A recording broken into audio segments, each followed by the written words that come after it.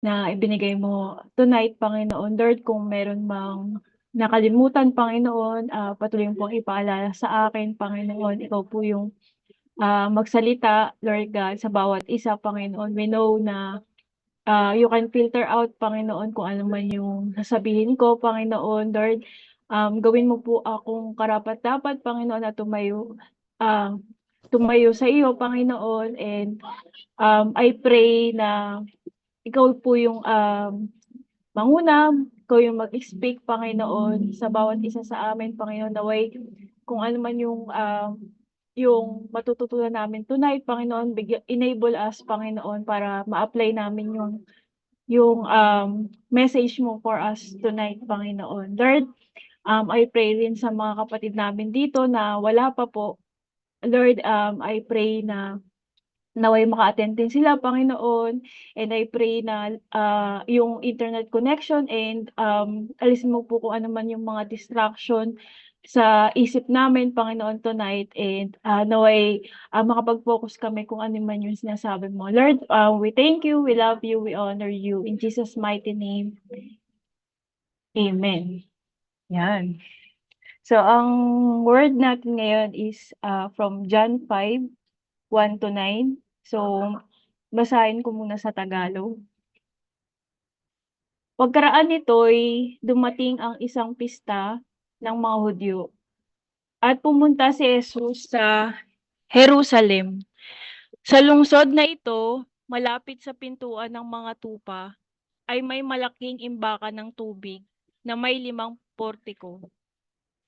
Kung tawagin ito sa wikang Hebreo ay Betsata. Nasa paligid nito ang maraming may sakit, mga bulag, mga pilay at mga paralitiko. Sila'y naghihintay na gumalaw ang tubig dahil may panahong ang isang anghel ng Panginoon ay bumababa at pinapagalaw ang tubig. At ang maunang lumusong sa tubig matapos na ito'y gumalaw ay gumagaling sa anumang karamdaman. May isang lalaki doon na 38 taon nang may sakit. Nakita siya ni Jesus at alam niyang matagal nang may sakit ang lalaki, kaya't tinanong niya ito, "Gusto mo bang gumaling?" Sumagot ang may sakit, "Ginoo, wala pong maglulusong sa akin kapag gumalaw na ang tubig. Papunta pa lamang ako, may nauuna na sa akin." Sinabi ni Jesus, "Tumayo ka, buhatin mo ang iyong higaan at lumakad ka." Noon di gumaling ang lalaki, binuhat ang kanyang higaan at lumakad. Sa English. Afterward, Jesus returned to Jerusalem for one of the Jewish holidays. Holidays. Inside the city, near the ship gate, was the pool of Bethesda, with 5 covered porch. Crowds of sick people, blind, lame, or paralyzed, lay on the porch. One of the men lying there had been sick for 38 years. So this guy has been sick for 38 years. So it doesn't say na he is born in this condition, pero ano man ang kanyang edad, he's been paralyzed for 38 years.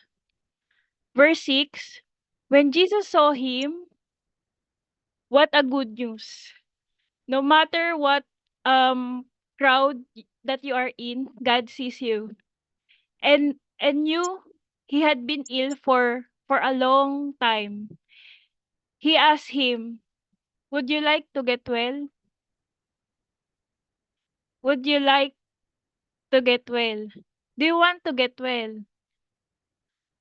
"I can't, sir," the sick man said, "for I have no one to put me in the pool when the water bubbles up. Someone else always gets there ahead of me." Someone else always gets there ahead of me. Kasi pagka may season na may angel, kinakalawkaw yung pool at kung sino yung unang makakapunta sa pool, siya ang magkakamit ng kagalingan. And he's been there for 38 years. At sabi ng Panginoon, "Gusto mo bang gumaling?" Ang sabi niya, "I cannot, kasi laging may nauuna sa akin." Jesus told him on verse 8, "Stand up, pick up your mat, and walk." Instantly, the man was healed. He rolled up his sleeping mat and he began walking. But this miracle happened on the Sabbath. This guy in John chapter 5 has been in the same cycle for 38 years. 38 years. So, can you just imagine na almost a generation of the same pattern? Gusto mo gusto mo ba ng healing? Yes. Lahat ba ng Kristiyano gusto ng healing? Yes. But for 38 years, he has not find one. Ano ang kanyang cycle? So, every morning, he is asking somebody na dalhin siya dun sa pool. So, every morning, nag-aantay siya ng anghel na darating. Every morning, nag-aantay na kalawkawin ng anghel yung pool. Kasi sa kanya, ito lang yung paraan para ako'y gumaling. Para mawala at huminto itong cycle na ito. I have to go to the pool, wait for the angel, and wait for the angel to stir it up. So that's the cycle, no? Bring me bring me to the pool. I will wait for the angel. Aantayin kong kalawkawin niya yung pool. And then Jesus came. How many of you believe that Jesus is a cycle breaker? He is a curse breaker. He can break the negative cycle in our life. Then Jesus came, ang sabi ng passage na binasa natin, kinausap siya ng ating Panginoon. And God saw him. Jesus saw him. Sa dami-dami ng may sakit, siya talaga yung nakita ng ating Panginoon. Kasi kahit magtago ka sa crowd, kilala ka ng Panginoon. At ang sabi ng Panginoon sa kanya, "Do you want to get well?" No question. Do you want to be healed? How many of you wants to be free? How many of you wants to be free? If you want to be free, number one, you must desire it. Desire. Tinanong siya if he wants to get well. So in other words, Jesus was asking, gusto mo ba talagang bumaling? Do you want to get well? Gusto mo ba talagang gumaling? Now, kung ako yung yung paralyzed for 38 years, I may find it offending. Lord naman, 38 years na ako dito, pangarap kong lumakad. Di natin alam kung 38 years old na siya at nabuhay siya sa ganung state. So, let's deal with both. Puwedeng nabuhay siya na paralyzed na siya o posibleng nabuhay siya ng 10 or 20 years and now 58 na siya, mga gano'n. So, and now nararanasan niya ito. At tinanong siya ng Panginoon, "Do you want to get well?" At posibleng sa isip ng taong ito, "Lord, it is my dream to walk again. It is my dream to walk for the first time. Pangarap ko po ito." Pero bakit tinanong ng Panginoong Hesus yung bagay na obvious? Kasi alam ng Panginoon, kahit gustuhin ng Diyos na siya'y pagalingin, kung ayaw niyang lumabas sa cycle na meron siya, hindi pa rin siya gagaling. Kasi madalas ang miracle nagre-require ng participation from you. So, you want to change, you need to participate. So, do you want to get well? Jesus is probably looking for an answer and say, "Yes, Lord, I want to be healed." Marami sa atin, mga kapatid, na we have been in a situation long enough na nakapag-develop na tayo ng coping mechanism. I don't know, siguro yung lalaking ito for 38 years, di ko alam kung ano yung kanyang coping mechanism. So, 38 years, alam mo yan, parang ang boring nun, di ba? Parang ang boring, 38 days ka nga mag-Netflix, siguro suko suko ka. Kasi boring siya. At first, it's entertaining, but it's a cycle. That's boring. Parang ayoko na niyan, parang gano'n. And probably, nakukuha siya ng coping mechanism. Di ko alam kung anong entertainment niya habang siya ay nag-aantay. Pero, tayo mga kapatid, if we are dealing with the same issue, nakakapag-develop tayo ng coping mechanism, correct? Kaya minsan 'pag tinanong ka, "Ba't ka nagkaganyan?" Curse ito, eh, correct? O kaya, ba't ngayon hindi pa din nagkakaroon ng financial breakthrough? Feeling ko sinumpa kami. O bakit o bakit parang sa pamilya niyo lahat na lang mula lolo hanggang apo high blood kayo? May sumpa yung pamilya namin, eh. Most of the time, it's not a curse. Most of the time, it's a choice. Most of the time, it's not a curse. In fact, madalas it's a choice. I'm not saying na pinili niyang maging paralyzed, pero posibleng pinili niya na masanay sa kanyang circumstances. Na kapag tinanong siya ng Panginoon, "Do you want to get well?" Ayaw na nating ayaw na nating maging aggressive minsan. Kasi kung ako yun, siguro 'pag nakita ko pa lang si Jesus, hindi hindi na ako kailangan tanungin ni Jesus, I will be aggressive if I really need freedom. Kung gusto mo talaga ng kagalingan, hindi mo na aantayin may magtanong pa sa'yo.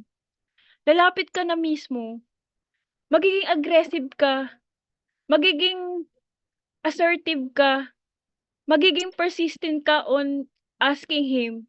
Kung gusto mo talaga ng kagalingan, kung mahawakan ko lang ang laylayan ng damit ni Kristo, 'di ba, 12 years of cycle, and she knows posibleng 'di siya mapansin, but she is aggressive. Blind Bartimaeus. So, hindi na siya blind ngayon, pero tinatawag natin siyang blind Bartimaeus. But he was born blind. Sabi niya, "Jesus, Son of David, have mercy on me." Sabi ng mga tao sa kanya, "Hoy, ingay mo." 'Di ba? Pinigilan siya ng mga tao, "Hoy, ingay mo." But he shouted even more, aggressive, "Jesus, Son of David." Kasi 'pag ano ka, 'pag desperado ka talaga, you will be aggressive in receiving your freedom. So mga kapatid, let me ask this question with love. Kasi akala natin, I'm stuck, 'di na ako makalabas dito. Ang question is, are you stuck or did you stop? Baka akala mo stuck ka sa addiction, pero ang totoo lang, huminto ka lang intentioning magbago, correct? We always complain this, "Ipag-pray mo ako ng freedom, I think I'm stuck." Are you stuck or did you stop? Baka mamaya sinasabi nating stuck ka, pero huminto ka na kasi manalangin, huminto ka na rin maniwala. And now you conclude your coping mechanism now is that I am cursed and I am stuck and you don't desire for it. So, look at what happened. Do you want to get well? Desire it. Be aggressive. Say, Lord, I really want healing.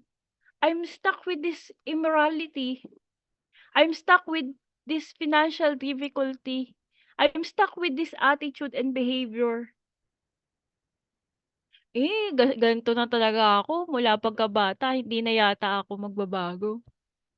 Mentality ng stuck. So are you stuck or did you stop being intentional about changing your circumstances? 30 year 38 years, my friend. Is he stuck or did he stop? We cannot judge, only God knows. But you can judge yours. You can look at your situation and you know that you are stuck for 5 years and you stop for another 10 years. Pero ang kino-conclude mo, you're stuck in 15 years. Amen. Ask yourself a question. Am I stuck or did I stop? Think about that question. There's wisdom in that question. Are you stuck or did you stop? Desire it. So number 2, drop the excuse. Desire it if you want to get well. And number 2, drop the excuse. Verse 7, sabi ng Panginoon, do you want to get well? Ang sabi niya, I cannot, sir. I can't, sir, for I have no one to put me into the pool. He is expecting somebody to do it to him. Now, legit ba yung kanyang excuse? Probably. Sino ba naman ang paralyzed siya, lame siya, hindi siya nakakalakad? He needs somebody to help him. Amen? Pero yung sinabi niyang I can't is an excuse for 38 years. I'm not judging him, pero kung ako yun nasa gilid na ako ng pool siguro. Para para di ko na kailangang maglakad, parang konti na lang, ano na ako, parang gano'n. Babagsak na lang ako sa pool, correct? But most of the time, we have excuses. Kapag tayo ay stuck sa same attitude, sa same behavior, madalas naghahanap tayo ng masisisi. Madalas ang mga circumstances ng anak nasisisi sa magulang.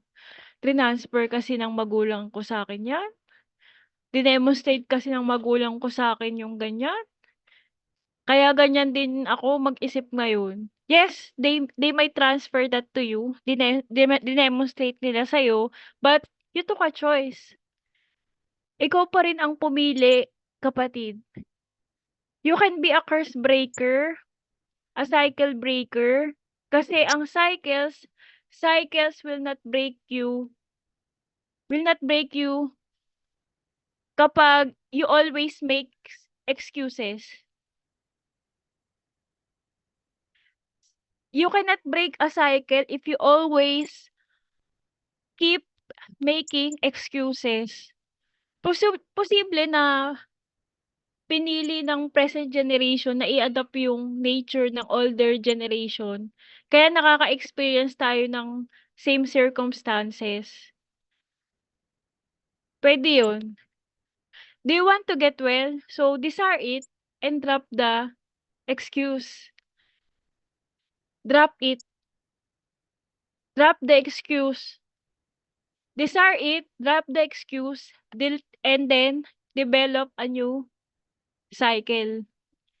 So verse 6, nagtanong si Lord. Verse 7, ang sabi ng lalaki, I cannot, walang tumutulong sa akin. Verse 8, tignan niyo ang sagot ng Panginoon. Stand up. Stand up, pick up your mat, and walk. Rise up, pick up your mat, and walk. So let me put it in a context. Ang kanyang perspective of feeling, somebody must bring me to the pool. I will wait for the angel na kalawkawin, yun ang kanyang cycle, but God introduced a new cycle. Rise up, get up, and walk. Rise up, take up your mat, and walk. Now, if you've been stuck, crippled, paralyzed for 38 years, yung pinagaling ka, it's one thing. Most of us kapag may preaching, may Sunday service, when we pray for breakthrough, when we pray for healing, lagi natin sinasabi, claim the deliverance. Correct? Claim the freedom. Yes, I receive. Monday comes. It's still same cycle. Now, are you healed? Yes, I believe you are healed. Pero healing for this guy is not the final destination. Kasi kahit magaling na siya, he has to learn to walk again. Probably healed ka pero ayaw mong mag-develop ng bagong pattern. Yun pa rin yung kinakain mo, yun pa din yung, alam mo yun, mga bawal sa'yo, yun pa din yung ginagawa mo, nagpupuyat ka pa din. That's why you are still trapped in the same cycle, in that same pattern. Imagine nyo, if you are born stuck, imagine mo kung kayo si blind Bartimaeus na born blind, you've never seen a tree. Di ka pa nakakakita ng tao ever. Never. It's one thing na makakita ka, it's another thing to learn how to distinguish, tao pala 'to, halaman pala 'to. You have to develop a new cycle in your life. And it's one thing to be set free from watching pornographic materials, free from complaining, free from bad habits, free from bad attitude. But it's another thing to learn new habits, new language. Totoo binigyan ka ng bagong puso, pero minsan kailangan mo ring aralin na yung bagong puso mag-produce ng bagong language, ng bagong patterns, ng bagong cycle. It's one thing to desire, it's another thing to drop the excuses, but it's way totally different to learn and develop a new cycle in your life. Do you want the best God has for you? Sino ba naman ang ayaw ng best? Lahat po ng tao gusto ng best life. Correct? I want the best life. Nagbakasyon ka, pagbalik mo hindi na naman. You're going to ano, kaya lagi ko sinasabi mga kapatid kung naghahanap kayo ng peace, hindi bakasyon ang sagot. Makakatulong ang bakasyon, pero minsan maa-amplify pa yung sadness mo. Kasi pagbalik mo, ang saya-saya mo sa beach, I'm free at last. Kinabukasan pasok ka na ulit, and you're more depressed than ever. Minsan ang dami mong labahin 'no, galing sa travel. Minsan parang sira pa rin yung tulog mo, yung ganyan. Because and then you're back in the old cycle. So you want the best life? Hindi bakasyon ang sagot. You have to learn the new ways. You have to learn and develop a new pattern. You have to learn the ways of God in your life. And only then you will receive true and lasting freedom. Freedom from negative cycle. Amen?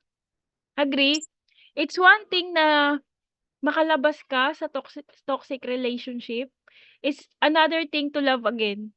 It's another thing to learn to believe again. It's another thing to learn to trust again. Sabi ng Panginoon, get up, rise up, take up your mat, and walk. Lord, I forgot how to walk. Or kung mula pagkabata pa siyang pilay, I don't know how to walk. This is how you walk, sabi ni Lord. One step in front of the other. One step in front of the other. Just like the parent teaching his son, one step in front of the other. So, when God speaks to him, he's not condemning him. Walk. He's speaking about his potential, his future. And sometimes, when God says the best is yet to come, and we cannot experience it, God is not condemning you. I'm not condemning you. I'm speaking life into your future. I'm speaking life into your potential. God knows that you can walk. God knows that you can survive. God knows that you can thrive. God knows that you can be what God wants you to be. What God says you can be. Because Jesus Christ already broke the curse. Jesus Christ already broke the cycle, and God wants to invite you into a new cycle with Him right now, with God right now, and learn to develop the ways of God. Because your ways, diyan ka napahamak eh. Your own timing, diyan ka napahamak eh. Sarili mong kagustuhan, dun ka napahamak. Desire to change. Yes, Yeng. Drop the excuse. Yes, Yeng. But I'm going back to my old ways. No. Develop a new pattern. Develop a new way. Develop a new cycle. Amen? And say, God, from this day forward, I'm gonna love you. Trust you. Kahit hindi kita nakikita, Lord. I'm gonna trust you. I'm gonna believe. If you cannot track what Jesus is doing in your life, you have to trust Jesus.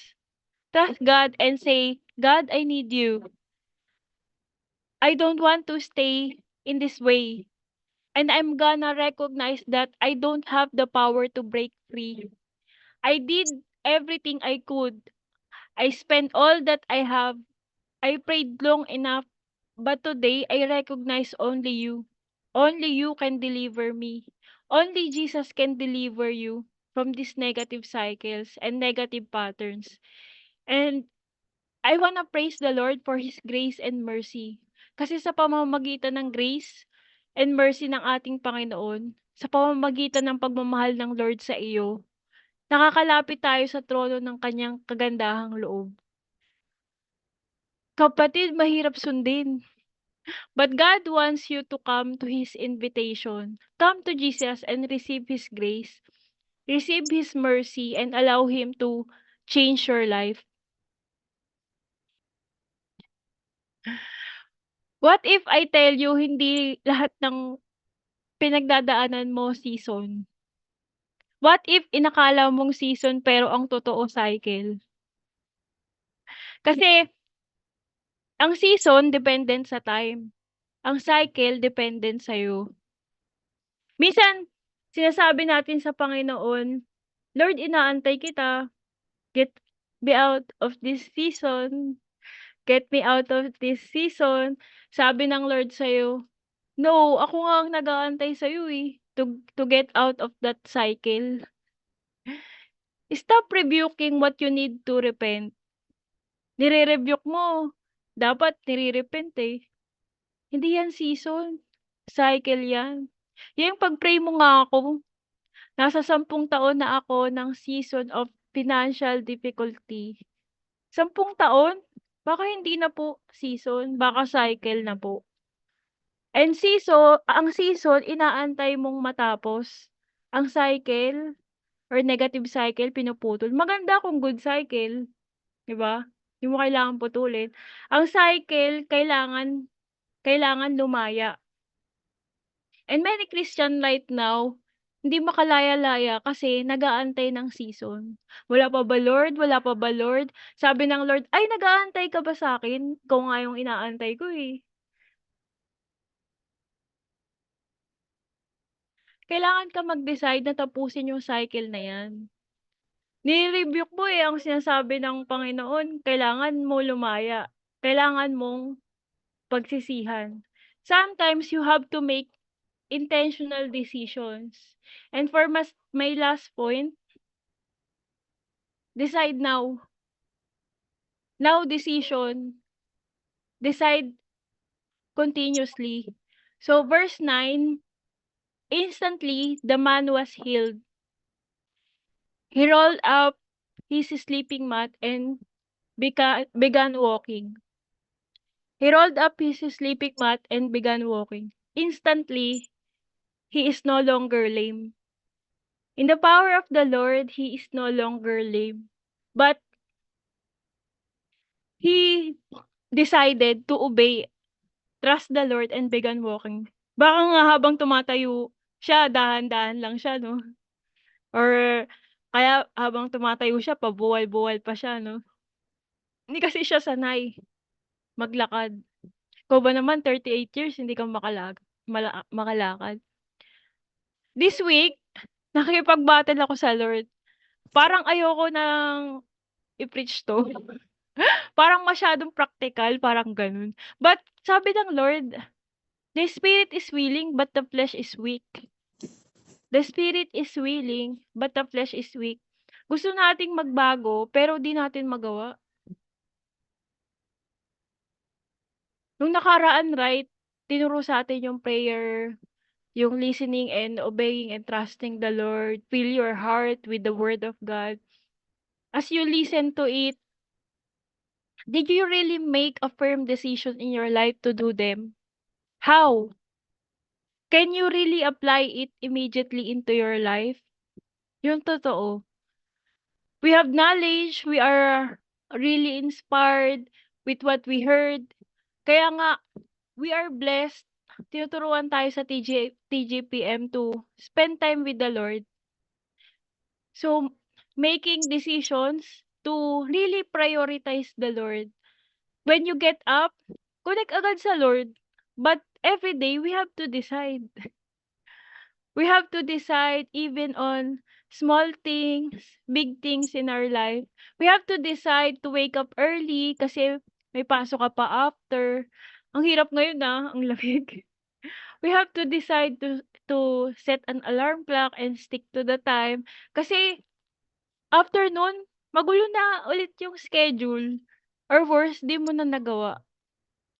For me, kasi morning shift ako, the best time talaga to spend time with the Lord is 5 AM. Kasi walang masyadong noise. Wala kang masyadong iniisip na work kasi hindi pa naman oras ng work, eh. Wala pa ding magte-text sa'yo kasi walang may kailangan sa'yo ng 5 AM. I just have to set an alarm kung kailan dapat ako matapos, 'no? Since 8 AM ang work ko, dapat online na ako, ng ay sorry, dapat naka-set na ako ng alarm na mag-stop ako ng 7 AM or 6:30 AM 'pag need ko na pumasok sa office. But I have to decide to get up in the morning at 5 AM else sira na yung schedule ko. Eto under my observation, siyempre nag-research din ako. As we age, mas nararamdaman natin yung pagod. Kasi nagde-decline yung mga energy producers sa ating katawan. Pero observe niyo, may mga matatanda naman na hindi masyadong pagod. Meron bata pa pagod na pagod na. Merong matanda pero super lakas pa. Kasi may factor din dun yung ano, yung daily lifestyle mo, yung daily decisions in life. Like 'pag breakfast mo, sweets agad yung kinakain mo, like cookies, cake, gano'n. Tayo kasing Pilipino ang thinking natin, para magka-energy kape, soda, sweets, yung gano'n. 'Pag stress din, 'pag malungkot ka, kasi nagpo-produce ng happy hormones yung mga yun, eh. Pero may certain hours lang na mararamdaman mo yung effect ng food, yung mga sweets na yun, yung mga food na yun. The rest mararamdaman mo mas pagod ka. Kasi may mga peak hours siya, eh. And you have to decide for that food intake also, 'di ba? Small decisions. Dapat pala para ma-help natin yung katawan natin para mag-produce ng energy, you need to have quality sleep. You need sunlight. You need to drink a lot of water. Minsan nga sa water pa lang hindi na tayo ano, eh, 'no, hindi na tayo parang hindi na natin nagagawa. So you need to, take right amount of food na hindi makakapagbagal ng digestive system mo. Some of us ano, eat instant noodles. Alam niyo ba ang pinakamahirap tunawin na food is instant noodles. Kasi tignan mo after niyo kumain yun, you feel tired. Kasi sobrang busy ng digestive system mo, eh. So, tapos gabi pa lang, you can jot down lahat ng task mo for tomorrow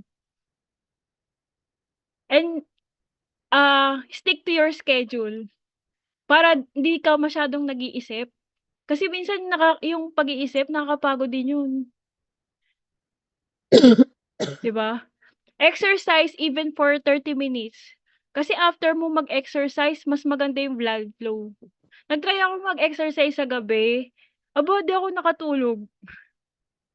So yun pala yun, kasi ako ang ginagawa ko before, kape lang ako ng kape, 'pag pagod ako kape ako ganyan, puro kape na ako ganyan. Pero mas lalo na ako inaantok, yung gano'n. So small decisions but has very big impact in your life.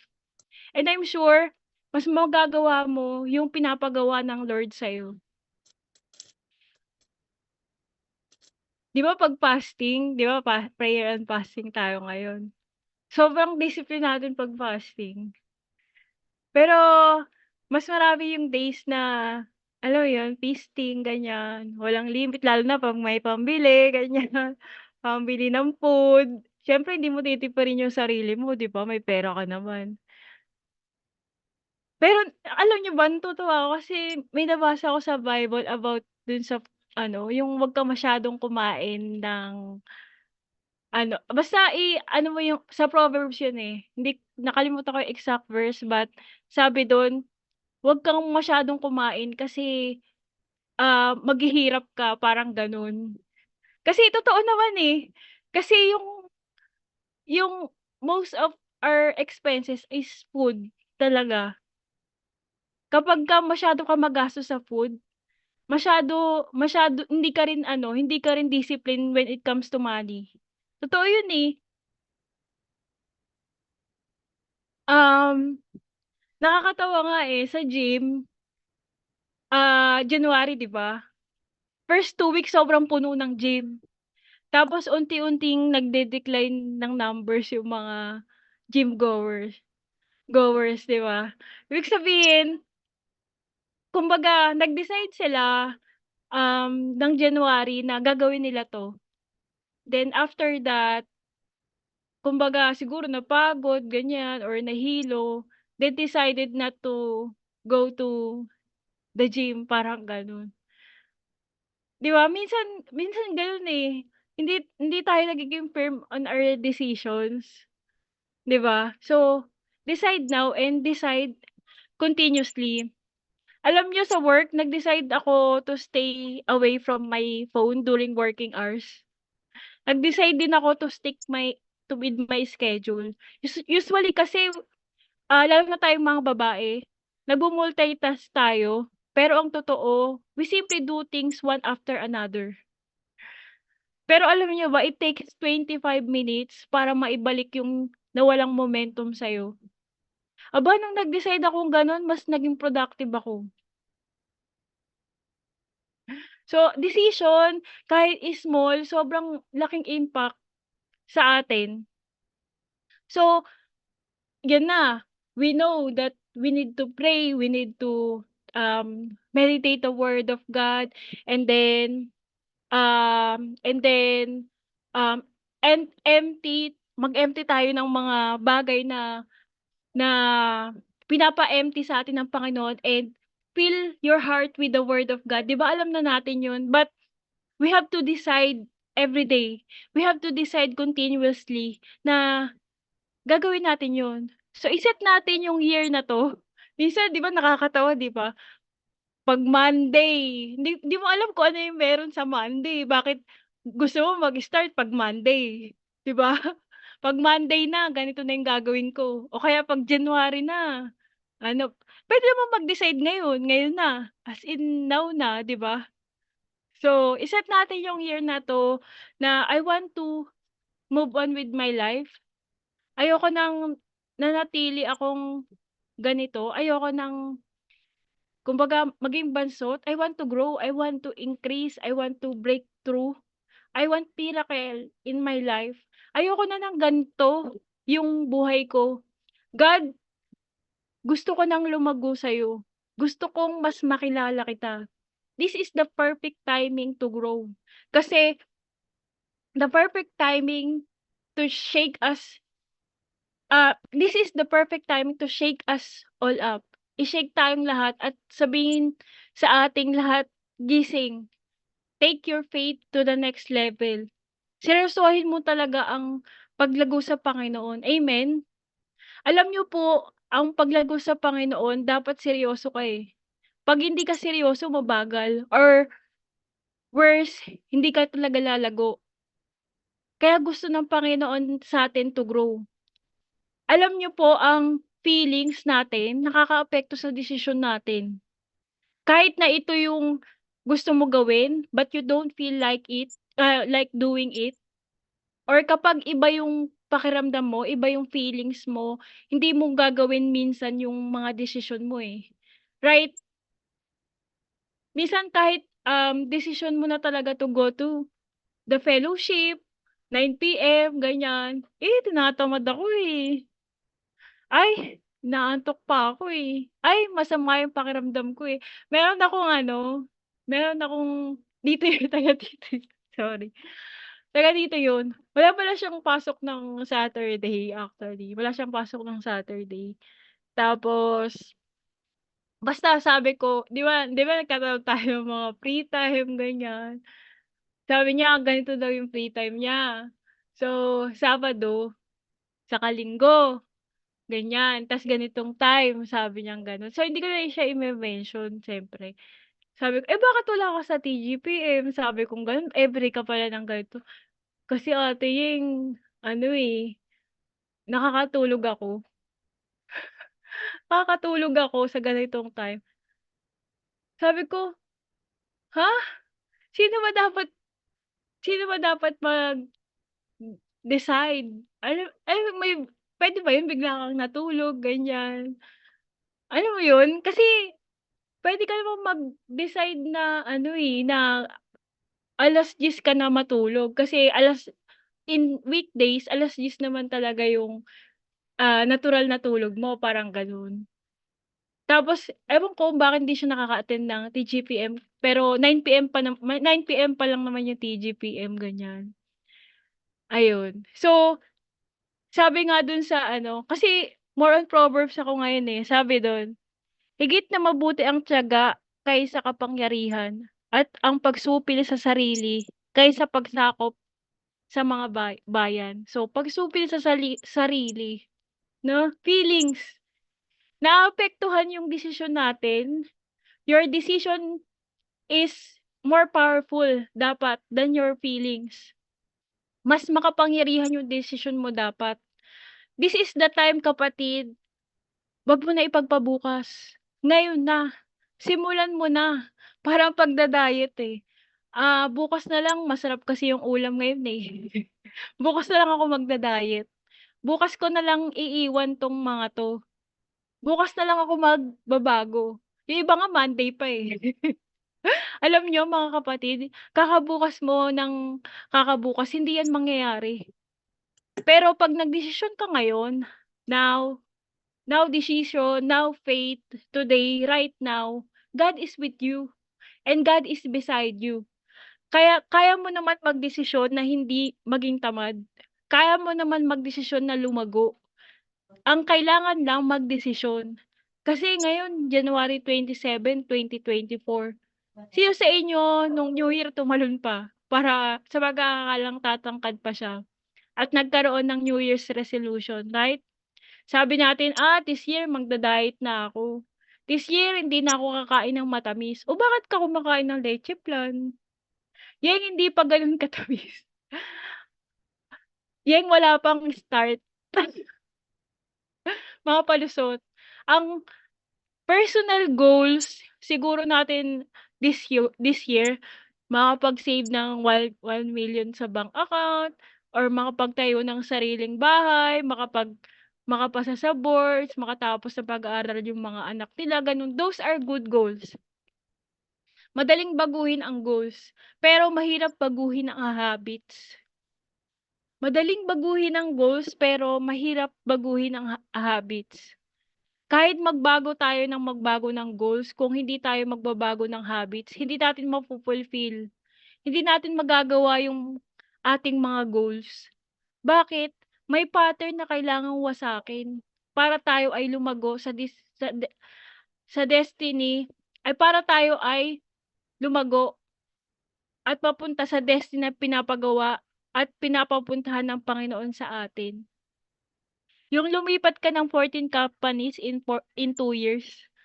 Naka 14 companies ka na, eh. Walang walang kuwenta yung mga employer na 'yan, sarili lang nila iniisip nila, hehe.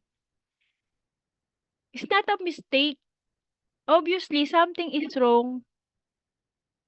And you cannot grow if you are not free. You have to be free from that cycle, my friend. Gusto mong tumayog at tumaas, you have to be free from that cycle. I'm preaching from myself too, for myself too. Gusto mong lumaya, gusto mong lumago, kailangan ma-free ka sa cycle na 'yan. And minsan kapag hindi natin naa-achieve yung mga plano ng Lord, hinuhusgahan natin ang ating sarili. I'm not talented enough, I'm not gifted enough, I'm not educated enough. But most of us, 'di natin na-achieve yung mga dapat natin ma-achieve. Hindi hindi ka dahil hindi ka talented, hindi dahil hindi ka anointed, dahil ikaw ay trapped sa isang vicious and unproductive cycle na kailangan na kaya palayain ng ating Panginoon.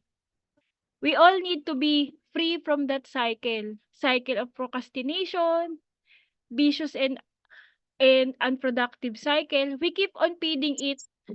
We keep on feeding it. Sabihin mo, magbago ka na, self. I want to change. We all want to change. And if we want to experience God's destiny in our life, Lord, enable us to change. It is the grace of God that will enable you to change. Father, we just want to thank you for this wonderful opportunity. Opportunity, Lord God, na ibinigay niyo po sa amin. For us, Lord God, to come to you.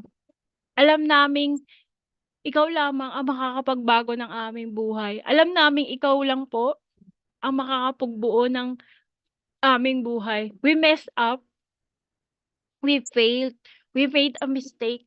But thank you for your grace na nagpatawad sa amin. Thank you for your grace, Lord God, na kahit kami man ay nagkamali, andiyan ang grace mo para kami ay saluhin. Thank you, Jesus, for breaking the curse and the consequence of it is broken now. Because we know, Lord Jesus, you have overcome the grave. And just as you have overcome the grave, we are praying that we overcome and get out, Lord Jesus, of this unproductive cycle that we are in. And Lord, through your grace, as we desire and drop our excuses, we develop a new habit, a new cycle, a new pattern, so that all of us, Lord God, will be ready for the next season of our lives. In Jesus' name, I'm praying for each and every one of us. Lord, I declare freedom right now in Jesus' mighty name. Hindi lang po intensyong lumaya, hindi lang po kagustuhang lumaya, Lord Jesus, kundi intensyon naming sumunod kami sa iyo.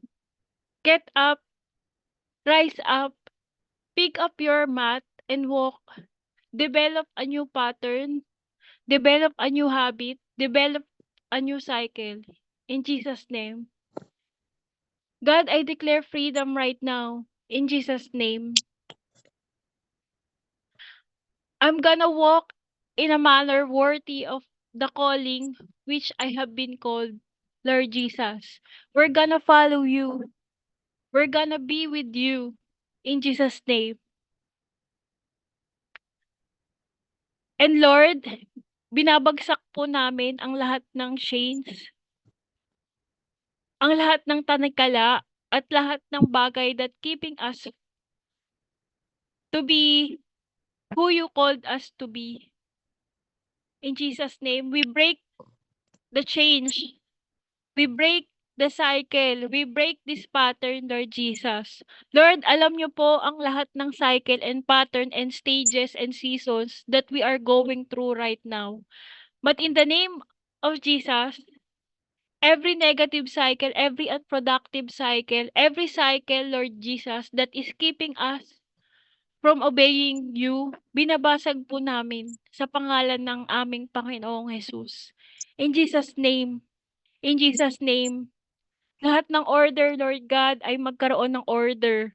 Lahat ng kahinaan ay makareceive ng kalakasan. Lahat ng tanikala ay mabasag. Sa pangalan ni Jesus. We receive it, Lord Jesus. Lahat po ng papuri, lahat po ng pagsamba ay tanging sa iyo lamang, Panginoon. Break every chain. Break every addiction. Chain of self-condemnation, chain of self-pity, chain of anxiety, and chain of depression. Chain of inactivity and procrastination. We break it, Lord, in the mighty name of Jesus. We declare you are good.